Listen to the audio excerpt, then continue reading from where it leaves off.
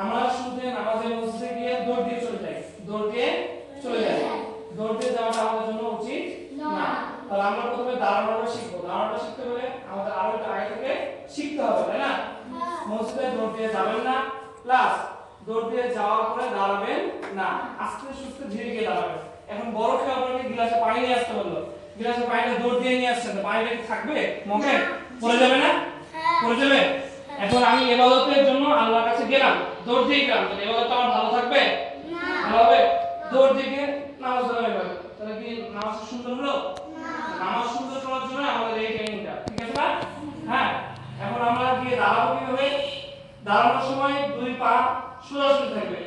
সবাই ঠিক সোজা করেন, কেবলামুখী করেন, পা কারো যেন এইরকম বাঁকা না হয়, ঝুলে না হয়, কাছাকাছি, এতটুকু কাছাকাছি থাকবে যেন মাঝখান দিয়ে একটা বিড়াল বা গভীর বাচ্চা গেলে যেতে পারে, এরকম না ফাঁকা থাকে। এখন এরকম না, এত বড় না। অনেকে দেখবেন মসজিদে এরকম বড় করে দাঁড়ায়, এরকম বড় করে দাঁড়াতে হয় না, এরকম বড় করে দাঁড়াতে হয় না।